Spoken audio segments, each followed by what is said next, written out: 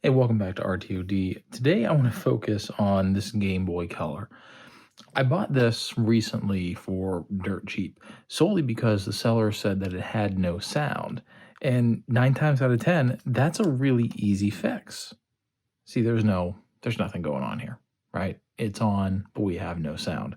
Now, what I'm going to show you today is an easy way to fix sound on a Game Boy or any device with a volume knob and a headphone jack.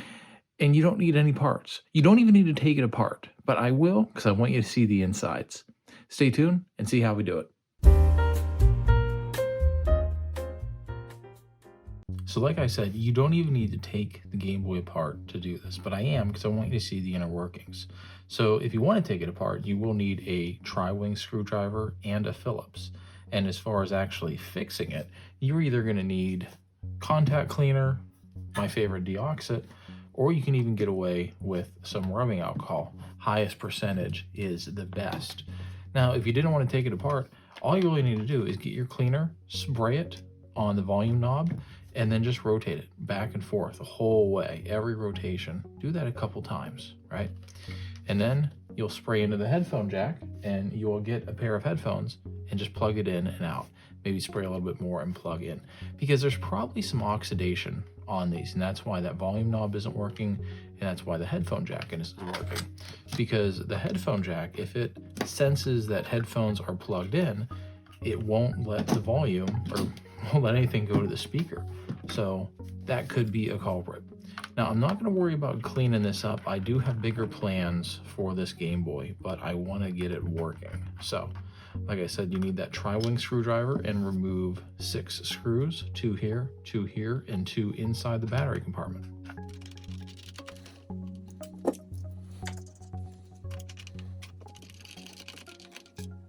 With all those tri-wings out, you can just lift the case off and separate it. Be careful with this power switch over here. This plastic slider will come out. You don't want to lose that. And once you get to the bare PCB, there are 3 Phillips screws you have to remove. Once you get those screws out, you do have to watch this ribbon cable. So let's remove these screws first.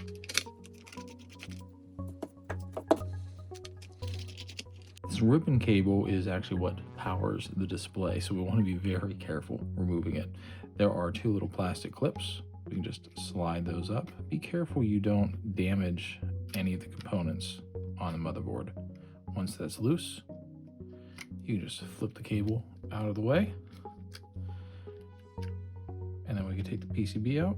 Make sure you don't pull the speaker wires.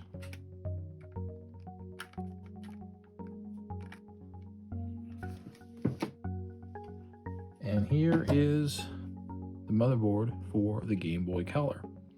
So, like we said, our concern is this potentiometer here for the volume and the speaker connector.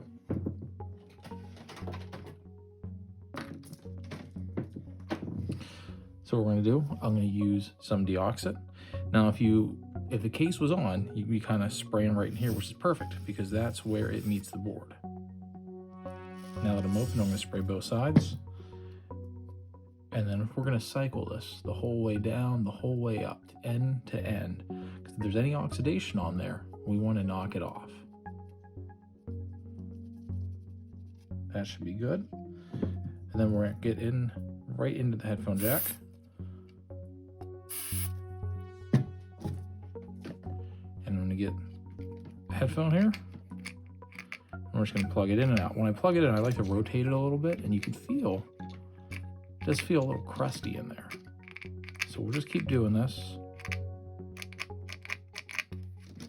And it already feels a lot better than what it did before. Now, 99 times out of 100, that's going to fix it. And I'm confident that that's going to fix it. Doesn't look like we have any damage on the speaker here.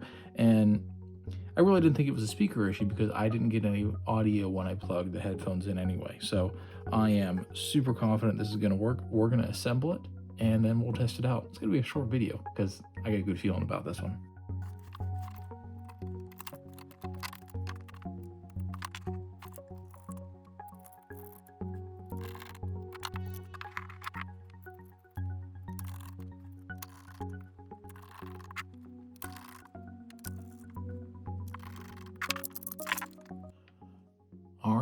let's give it a shot.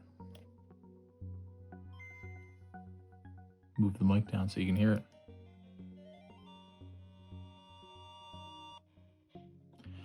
So like I said, I knew that would work. Like I said, 9 times out of 10, if there is a Game Boy that has audio issues, that's exactly what it is. And you could have done that with rubbing alcohol. You could have went out and bought deoxit, but you didn't even have to take it apart. You didn't need any parts for this. It's a really easy fix, and too many people don't do this. So if your Game Boy doesn't have any sound, hopefully this helps you. If you like what we're doing over here at Retro Tech or Die, like, subscribe. We'll catch you next time.